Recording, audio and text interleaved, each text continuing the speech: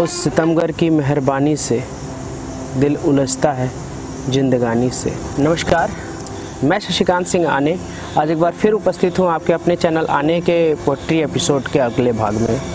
आज का यह एपिसोड डेडिकेटेड है एक ऐसे शायर के नाम जिसकी शायरी को 15 अगस्त सन 1947 को पंडित जवाहरलाल नेहरू, जो भारत के प्रथम प्रधानमंत्री थे, उन्होंने अपने भाषण के दौरान कोट किया था। आज वो शायर हमारे बीच में नहीं हैं। आज ही के दिन दिल्ली में उन्होंने अंतिम सांस ली। जी हाँ, हम बात करने वाले हैं गुलजार देहलवी जी के बारे में। गुलजार देहलवी जी का जन्म 7 जुलाई सन 1926 को हुआ।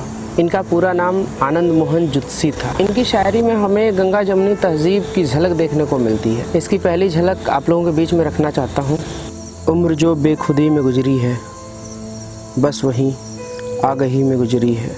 कोई मौजे नसीम से पूछे, कैसी आवारगी में गुजरी है। उनकी भी रह सकी न दाराई, जिनकी असकंदरी में गुजरी है। आसरा उनकी रहबरी ठहरी, जिनकी खुद रहजनी में गुजरी है। यूँ तो शायर बहुत से गुजरे हैं, अपनी भी शायरी में गुजरी है। मीर के बाद गालिबो इकबाल, मीर के बाद गालिबो इकबाल, एक सदा एक सदी में गुजरी है। गुलजार साहब ने बचपन से ही शायरी की शुरुआत कर दी। उन्होंने शायरी लिखना तब शुरू किया जब वे अपने वालिद के साथ दिल्ली में रहा करते थे। घर का सारा माहौल शायरी के अनुसार था, इसलिए शायरी की छाप उन पर बहुत अच्छे से पड़ी और ऐसी पड़ी कि बहुत ही कम समय में उन्होंने अपने आप को एक मजबूत स्तंभ के रूप में स्थापित कर दिया और वे उर्दू शायरी के एक महत्वपूर्ण हस्ताक्षर हो गए। आज़ादी के आंदोलन में उन्होंने बहुत से ऐसे महफिलों में अपनी शायरी से युवाओं में जोश भरी। पंडित जवाहरलाल नेहरू भी उनकी शायरी के मुरीद थे और तभी 15 अगस्त 1947 को अपने पहले वक्तव्य में इनकी एक शायरी का इस्तेमाल उन्होंने किया। वो शायरी थी, ज़रूरत है उन नौजवानों की हमको जो आगोश में बिजलियों के पले हों, क़यामत के सांचे में अक्सर ढले हों, जो आतिश की फिजा की तरह भड़के, जो ले सांस भी तो बरपा जलजले हो। उठाए नज़र तो बरस जाए बिजली, हिलाए कदम तो बरपा जलजले हो।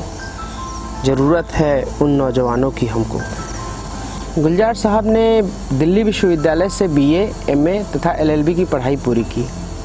उनकी उर्दू शायरी तथा नज़्म के लिए उन्हें पद्मश्री अवार्ड से नवाजा गया। सन 2009 में उन्हें मीर तकी मीर पुरस्कार से भी सम्मानित किया गया।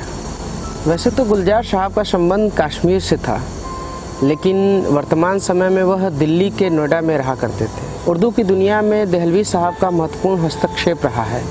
उन्होंने शायरी को एक नई ऊंचाई दी है। इसी कड़ी में एक और रचना उनकी मैं आप लोगों के बीच में रखना चाहता हूँ, सुनिएगा। उस सितमगर की मेहरबानी से दिल उलझता है जिंदगानी से।